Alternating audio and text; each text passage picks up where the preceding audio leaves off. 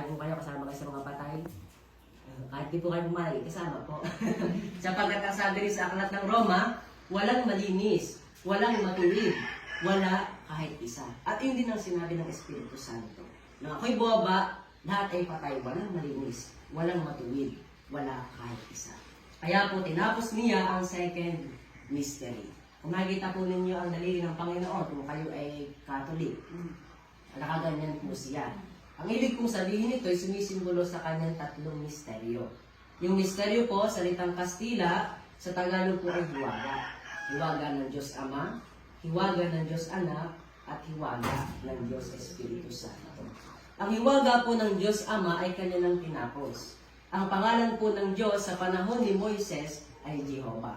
Narinig niyo na po siguro yan, meron po mga napapahayag din yan. Pero tapos na po iyon.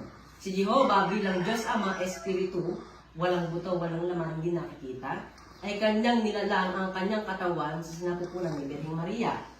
At siya doon nanahan ang banal na Espiritu. Hanggang sa ito isilang lumaki at yun ang ating kinamulatan at ang ating tinawag na Panginoong Jesus. Ngayon, si Jesus ang daan, ang katotohanan at ang buhay. Siya po ang naging halimbawa na marapat nating tularan.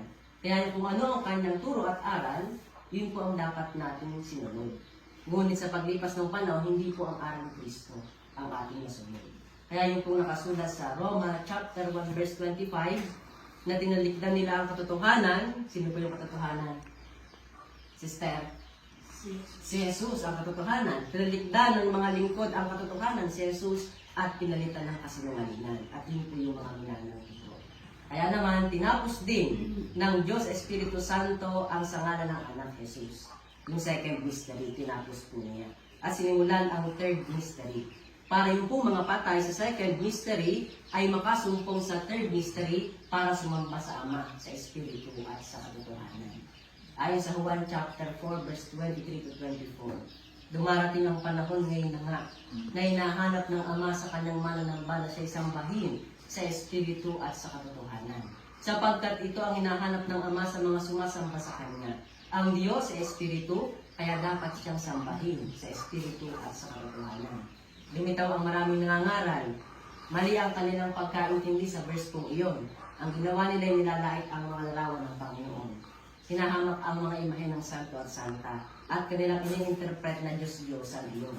Yun po ay maling aral. Dahil natupad sa kanila ang nakasulat sa aklat ng Pedro na ang mga bulaang burok magiging napastangan sa mga tagalagi.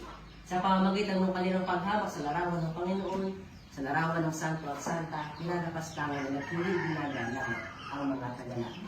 Kaya po sa aming santuario, meron po kami larawan ng Panginoong Jesus. Para mas maunawaan ng tao na si Amang Scopus na aming pong ipinahayag ngayon ay ang Panginoong Jesus. Ang tunay pong pagsamba sa Ama, sa Espiritu at sa katotohanan, yung pagtanggap sa pangalan ng Espiritu Santo. Diba? In the name of the Father, Jehovah. In the name of the Son, Jesus. In the name of the Holy Spirit, hindi natin alam. Ngayon po'y pinahayag na sa atin ng Diyos. Scopus po ang name of the Holy Spirit. At yan po ang dapat na nating tawagin at sambahin sa huling panahon ito. Dahil paano po tayo sumamba sa ngalan ng anak? Di po ba tinanggap mo, sister, ang pangalan ni Jesus bilang Panginoon po at nakapagligtas? Tinanggap niyo po? Tinanggap niyo po, hindi. Tinanggap po. Tinanggap niyo, sister, tinanggap natin. Yung po yung pagsamba sa ngalan ng anak. Ngayon, tayo sasamba sa Espiritu at sa katotohanan, tanggapin din natin ang kanyang bagong pangalan. Kung isipin ninyo, baka pag basahin nyo si Sister Carol. Wala namang nakasulat sa Bible, Carol, yung sinasamba ng Scopus. Dahil maraming nangaral, pag daw nakasulat, paniwalaan. Pagka hindi, ay huwag daw paniwalaan. Pero ang Espiritu na rin mismo ang nagsasabi at ang kasulatan, naniniwala po ba kayo may lihim ang Diyos? Sister, Kerry. Narinig ko, Kerry daw po pangalan. Naniniwala po kayo, may lihim ang Diyos? Meron po. Bible po mismo ang nagsasabi. Sa aklat po ng Pahayag, chapter 10, verse 3 to 4. Ang nakasulat doon, sumigaw siya, yung nakikita ni Apostol Juan, the Beloved, yung sumulat ng Revelation. At siya tinugon ng nagundong ng 7 kulog. Nang isusulat ko na sana ang sinabi ng 7 kulog, narinig ko ang isang tinig na nagsabi, ilihim mo ang sinabi ng pitong kulog, huwag mong isulat. At ngayon po, ipinahayag ng Espiritu Santo, sapagkat ayon sa Juan, chapter 16, verse 13, pagdating ng Espiritu ng katotohanan, tutulungan niya kayo upang maunawaan ang buong katotohanan. Kaya pinapahayag po ng Espiritu Santo na ang inilihim na sinabi ng pitong kulog sa aklat ng pahayag ay ang kanyang lihim na pangalan, Scopus. Pitong titik po iyan, mga minamahal na kapatid. At ayon sa pahayag chapter 2 verse 17, kung may pandinig kayo, dinggin ninyo ang sinasabi ng Espiritu sa mga iglesia. Kapag kayo tinanong ko, kayo po ba iglesia? Tatangin kayo siguro, iglesia po kayo? Hindi kayo iglesia. E paano yun? Sabi ng mga iglesia ni Manalo, iglesia daw nila lang ang maliligtas. Pero sabi mga minamahal na kapatid, ang itinuro ng banal na Espiritu, dahil siya nagtuturo po, mga minamahal na kapatid, ang iglesia ay salitang Kastila, sa Tagalog, mananampalataya, sa English, believer. Kaya hindi nila pwedeng angkinin na sila lang ang iglesia. Lahat ang naniniwala kay Kristo, iglesia ni Kristo. Kahit ito nasa Roman Catholic. Yung nga pangalan ng sekta ng Roman Catholic, Santa Iglesia Catholica Apostolica Romana. Hindi iglesia rin po. Kami iglesia rin. Pero hindi lahat ng iglesia ni Kristo ay bahagi ng banal na katawan ni Kristo. Ang bahagi ng banal na katawan ni Kristo, yung sumusunod kay Kristo. Pag sumusuway, hiwalay sa banal na katawan ni Kristo. Kaya yung pwede dito nyo lang mauunawaan sa pagtuturo ng Espiritu Santo. Ang sabi sa aklat ng Roma, ang pananampalataya, bunga ng pakikinig. Kami po'y nakinig din sa sinasabi ng Espiritu. Kayong aming napakinggan, siya namin ipinapakinggan po sa inyo.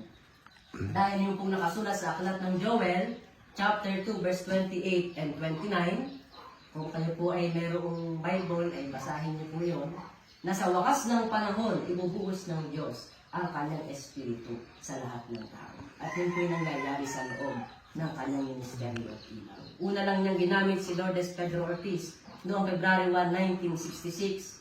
At kay Lourdes Pedro Ortiz din po ipinahayag unang-una ang pangalang Scopus. June 24, 1967 ay lumukob ang espiritu ni Juan the Beloved sa isa niyang anak at siya isinama sa may dalampasigan. Doon po nangyari sa Cavite City. At nang siya'y tumingala, nakita po niya ang balumbon ng puting ulap. At doon lumitaw ang letter P. At sumunod na ang aming pang titik, S-Q-O-P-U-Z. Kaya naging Scopus po. Hindi lang sa kanya ipinakita. At kasama rin pinakita sa kanya yung mapa ng Pilipinas at yung matawat ng Pilipinas na nagbabaga sa kanyang paningin. At ang isang tiling na nagsabi, ang bagong Jerusalem. Kaya po kung may Jerusalem doon sa Middle East, meron pong bagong Jerusalem dito sa dulong Silanganan. Ang Pilipinas po nasa Silanganan. At ito'y pulo-pulo. Kaya ang sabi po sa Isaiah chapter 24 verse 15, luluwalhatiin ang pangalan ng Diyos ng Israel sa pulo-pulo sa gitna ng dagat sa Silanganan. At ang Pilipinas po ay the most Christian country. Kaya dito po siya buwaba. Hindi doon sa China, hindi sa Indonesia, dito sa bansang Pilipinas. Sapagkat ito po ang lupang hinirang ng Diyos, ang kanyang piniling lahi upang tayo magtaguyod ng kanyang bagong pangalan. Kaya ang pamagat po ng ating pambansang awit ay ano po, nanay? Ang pamagat ng ating pambansang awit. Lupang hinira. Lupang hinira. Dahil ang bansang Pilipinas ang lupang hinirang po ng Diyos. Kung paano ang mga Hudyo kinalugdan sa second mystery para itaguyod ang pangalan ni Jesus. Ngayon sa third mystery sa ngalan ng Espiritu Santo Scopus, ang blahing Pilipino sa gitna ng mga hintil, tayo po yung mga hintil, ang kinalugdan niya upang magtaguyod ng kanyang bagong pangalan. At ipinakita rin po ang pangalang Scopus, hindi lang kay Lourdes Ortiz, pati kay Mirna Tabing Torres, kapatid ng asawa po ni Sister Carol Leon, noong 1983. Ang apelido po, Mirna Tabing Torres. Baka po kamag-anak ninyo. Malayo po kamag-anak yun. Dahil kay nasa Ambra siya, nasa Cavite. Dahil layo. Sa Cavite. Opo. Baka yung pero yung kamag-anak. place nila is Batangas. Yung asawa nung hipag ko. Yun, siya po yung pangalawang pinagpakitaan. Kasama po yung may rainbow sa ibaba. Noon naman po mag-mission sa Quezon Province, isang dalagita, 13 or 14 years old, kay Maria Desiree Marasigan, ipinakita rin ang pangalang Scopus, 2 beses po. October 25 at 26, 1986. 1991, pinakita rin sa isang babaeng taga roon kay Isabel Tenorio. 1992 ay sa taga Bulacan kay Antonio Acosta. Para po ang ama ay masamba na sa espiritu at sa katotohanan. Ang sabi sa panalangin ng Panginoon, dito natin sabihin po kanya siguro, Ama namin, sumasalangit ka, sambahin ang pangalan mo. Noon di pa yan ang pangalan, ngayon po yan na ang pangalan ng amang nasa langit. Ito po yung tinakda ng Diyos na sa ating panahon ihayag. Ipinalihim niya upang huwag makalakal ng tao ang kanyang pangalan. Dahil baka isipin nyo, kaya rin namin magkwento ng mga gayon sinasabi ng minister. Kasi yung gayon. Pero ano ang aming magiging dahilan para kami ay gumawa ng kwento at magsinungaling? Dahil ang sabi sa aklat ng Pahayan, ang sinungaling, itatapon sa kumukulong asupre at naglalagablab na apoy. At dito po sa loob ng ministeryo at ilaw ni Amang Scotus, kami po ay gumagampan ng walang bayad. Lahat po ng aming serbisyo ay libre. Kahit po ilang beses kang magpag-house blessing, libre po ang aming mga serbisyo. Dahil ang aral po ng Panginoong Jesus, yamang tumanggap kayo ng walang bayad, magbigay rin kayo ng walang kabayaran. Hirap, sakit at pagtitiis po ang aming puhunan. Kaya kung kami magsisinungaling, nagtitiis naman sa lupa, ay pagdating sa kabilang buhay, sa impyerno ay pupunta. Titiisin na naman, wala nang kasarapan. Kaya ito po ay isang sakripisyo ang aming ginagampanan, mga minamahal na kapatid. Hindi upang ang tao ay iligaw, kundi upang akayin ang tao sa tamang pananampalataya. Dahil sinabi ng Espiritu Santo na ang lahat ng kanyang dinatnan, kahit naglilingkod sa simbahan, ay patay. Mabubuhay lamang kung makikinig at sasamba sa Kanya, sa Espiritu at sa katotohanan. Sa amin din pong sekta, walang ikapu. Narinig din na po yung ikapu, tithes, 10%, masinisingil ng mga iba't ibang sekta. Sa amin po ay walang ganoon. Dahil yung pong ikapu ay turo sa mga Israelita, tayo po yung mga Kristiyano. Ang turo po ng Panginoong Jesus, magbigay kayo ayon sa pasya ng inyong puso. Maluwag sa loob at hindi napipilitan lang. Sapagkat iniibig ng Diyos ang nagbibigay ng may kagalakan. Kaya sa amin wala pong ikapu. Wala rin po kaming bawal na pagkain. Malibang ito ay merong karamdaman, pinabawal ng doktor. Pero pagdating sa pananampalataya, wala pong bawal na pagkain. Dahil ang sabi po ng Panginoong Jesus, walang masamang pumapasok sa bibig. Aklat ng Mateo chapter 15. Ang nakapagpapasama sa tao ay yung lumalabas sa bibig. Sapagkat ang lumalabas sa bibig, nanggagaling sa puso. Ano po yung mga lumalabas sa bibig na iyan? Mga sinungalingan, yung paghamag sa kapwa, paghatol sa kapwa, pagmumura. Yan po, diyan nagiging masama ang tao sa paningin ng Diyos. Diyan nagkakasala ang tao, hindi sa kinakain. Eh maraming sekta nagbabawal ng pagkain. Ganito, ganyan. Hindi dinuguan, yung dinuguan. Hindi nga kumakain ng dinuguan. Naninirang po nila ng mga kapwa. Isa-isa yun. Kaya kapag po ang isang sekta ay nagpapahayag na bawal ng ganito, bawal pagkain, antikristo po iyon. Pag sinabing anti-laban kay Kristo. Kaya maraming sekta antikristo na dahil bawal na pagkain. Ang naniningil ng bayad sa serbisyo, antikristo din po iyon. Pero ang araw ni Kristo, magbigay ng walang bayad, gumawa ng walang kabayaran. Kaya ngayon po, pinapahayag ito ng buong katotohanan ng Espiritu Santo.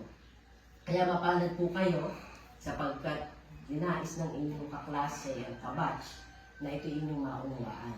Kaya yung pong batas panlinis, yan, malawak po ang Ebanghelyo, ang aral ni Kristo.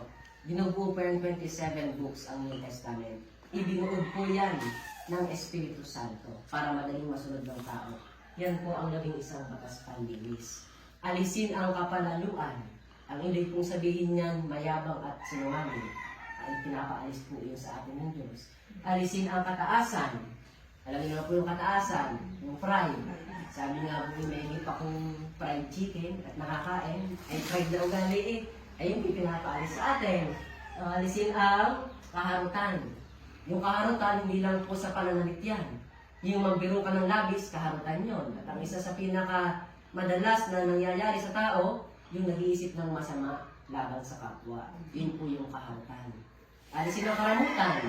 Hindi lang sa tao nagdadamot ang kapwa-tao, higit ay sa Diyos kapag ka hindi dumadalo ng mga pagsamba na mga araw ng linggo ay dapat ilaan sa Diyos. Karamutan po yun sa Diyos. Ano pa? alisin ang karabutan, alisin ang init ng ulo. Yan, ang pinaka ano po talaga, napulot ulo, tama po ba? Ayan, ang isa sa mga nakita ng Diyos nang siya'y bumaba, mga maiinit ang ulo ng tao. Iba po ang init ng ulo sa galit. Ang galit ay natural na emosyon ng tao. Ang init ng ulo kapag ka ikaw ay nagpadala sa bukso ng damdamin, nakapagsalita ka ng masama, nakapanakit ka na ng physically, emotionally, init na po ng ulo.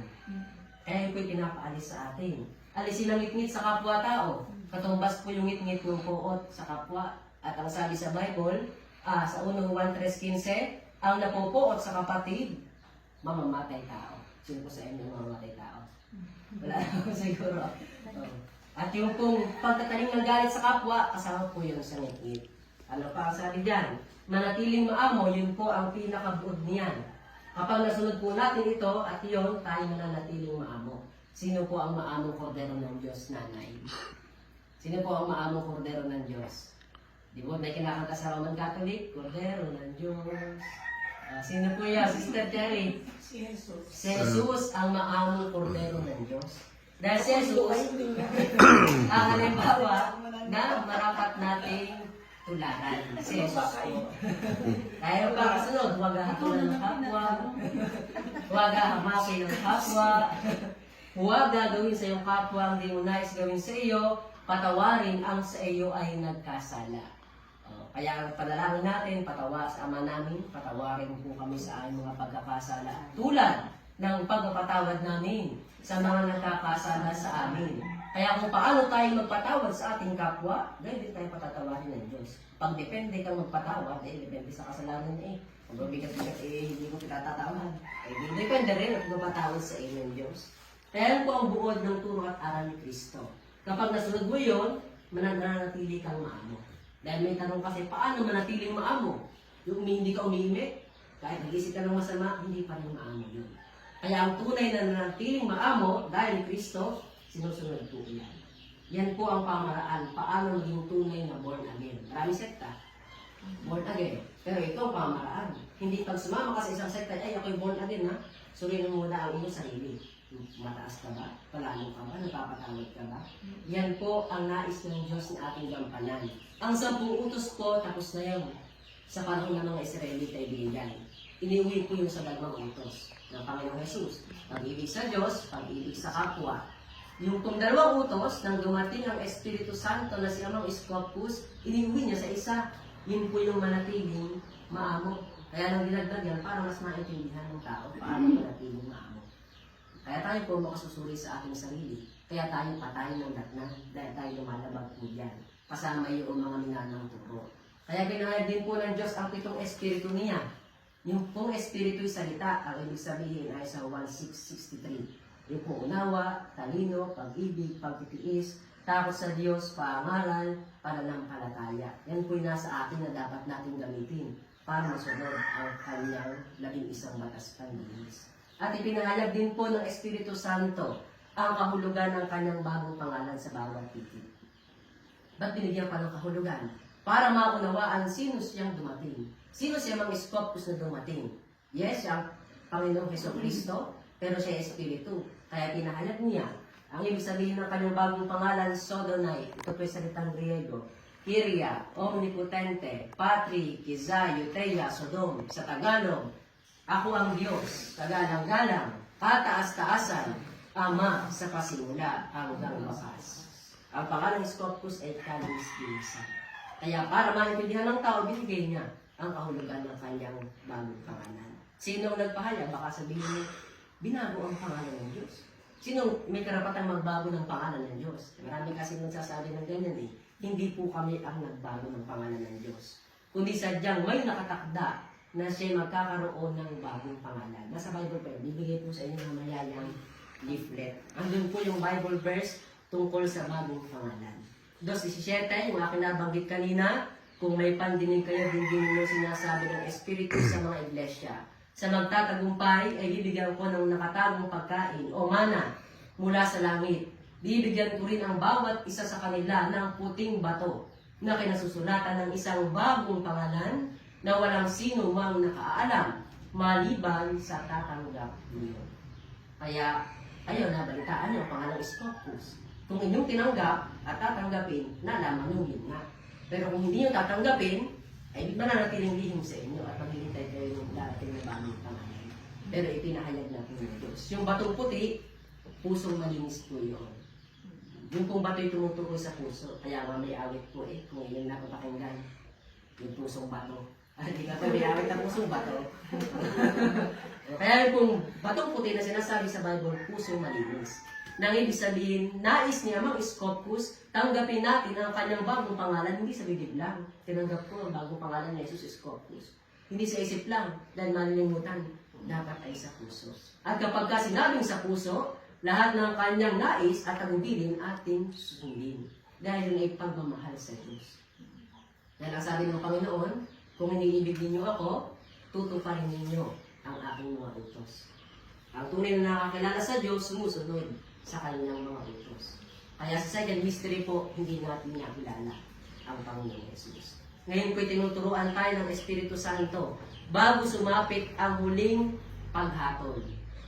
Sinasabi ng iba, darating yung huling paghukom. Yung pong huling paghukom nagsimula na. Simula nung siya bumaba noong February 1, 1966. At sa kanyang paghukom, pinipili niya ang rapat ng dalhin doon. Yun po yung rapture kung hindi napapakinggan. Yung rapture, dadalhin doon yung mga nagtagumpay. Pero pinipili pa po iyon ng Diyos. Para makumpleto ang kanyang mga hihirangin. Yung pagkakalooban ng buhay na walang hanggan, katawang panlangit. Yung kung buhay na walang hanggan, hindi ako nagkakamali sa Ilocano yung biyag at hinahin ko ba yun? Ayun po. Yun po ang ipagkakaloob niya mga Scopus, hindi sa lahat ng tao, kundi doon lang sa makatatagpo at tatanggap sa kanyang bagong pangalang Scopus at susunod sa aral ni Kristo. Taglay po nun yung katawang panlangit. Ito po, katawang panlupa. Mamamatay ito. Pag ito'y namatay at ikay tumanggap kay Amang Scopus at nakasunod ka doon, bibigyan ka niya Amang Scopus ng isa pang katawan. Yun po yung katawang panlangit. Taglay yung buhay na walang hanggan. Kami po gusto namin yun. Kaya kami nagsiservisyo sa tao nang wala kami hinihing anumang kapalit. Hindi po kami tulad ng iba na magbibigay ng sobre pagka mamahalan at dapat ikaw may balik. Wala po. Ang inyong maitutulong sa amin, yung inyong pakikinig. Sapagkat ang aming tungkulin ipahayag ang kanyang bagong pangalan.